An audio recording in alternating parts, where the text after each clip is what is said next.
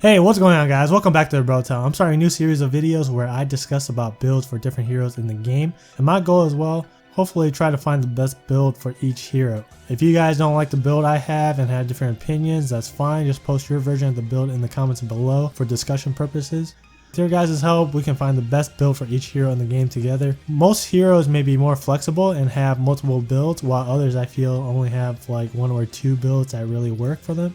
I'm mostly going to touch on free-to-play heroes first because they are accessible by anyone and everyone. And for today's video, we're going to be talking about Setsuna, the absent archer. Yep, and she's definitely the absent archer because before the inherit system, she was nowhere to be found in the game. Note for this video, I am using stats with weapon and passive skills included. IVs will be colored, red is negative, green is positive, and white is just the base. Now let's do a quick rundown on Setsuna to let you know some of her strengths and weaknesses. Besides flyers, Setsuna is only strong against colorless units like bow and dagger units because of her assassin's bow and bow breaker skill. When fighting anyone else though, she is very lackluster because of how low her base attack is. Her base attack starts off at 28 and increases to 39 with assassin's bow.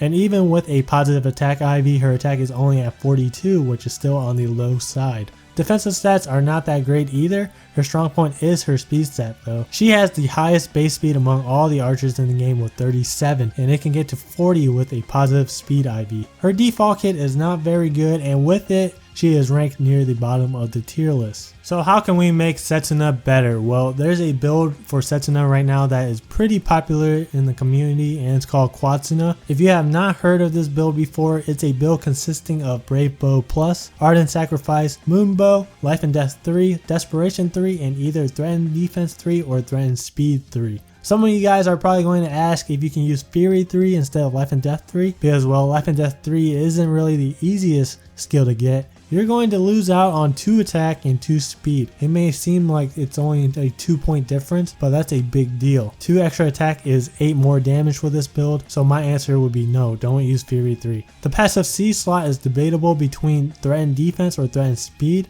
I'll get into that a little bit later in the video. And as for IVs, this build is very reliant on outspeeding the enemy, so my suggestion would be to run this build on a plus speed Setsuna rather than a plus attack one. So how does this build work? The key to this build is to use Ardent Sacrifice on an ally unit, which reduces Setsuna's HP from 37 to 27, and this will activate Desperation 3. And with Desperation 3 activated and when fighting an enemy with 5 or lower speed, Setsuna will be able to attack 4 times before the enemy even gets to a counterattack. Since she attacks 4 times during every fight, Moonbow will always proc because of the low 2 attack charge. In cases where Setsuna starts off the fight with a Moonbow proc, she will proc Moonbow a second time on the 4th hit. 2 Moonbow procs during one attack phase is like a lot of damage, and then when you pair her up with a dancer, it's like holy fuck. Even though her attack is only 40, with this build she can kill most of the heroes in the game. If she doesn't kill, she definitely will deal a huge chunk of damage. Life and Death 3 is going to make Setsuna very squishy. She basically just dies to anyone that lays a finger on her, so positioning will be very important. So be sure to keep her out of reach from bow, dagger, cavalry, and mage units. Threatened defense can be utilized to reduce enemy defenses by 5,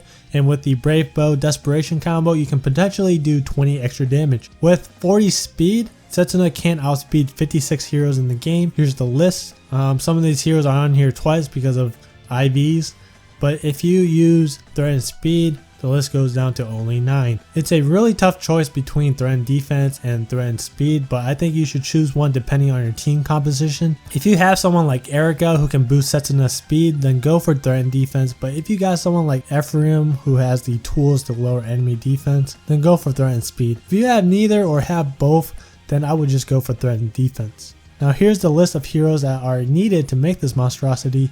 The whole build is going to be expensive. Setsuna literally needs to inherit a skill for every slot. Everything needs to be replaced. You also need to sacrifice at least 2 5 stars, so that kind of sucks, but I mean you gotta do what you gotta do. It's a very strong build, and there's really only 2 things that stops this build. One is Warrior Fighter 3, and second is people with high defense.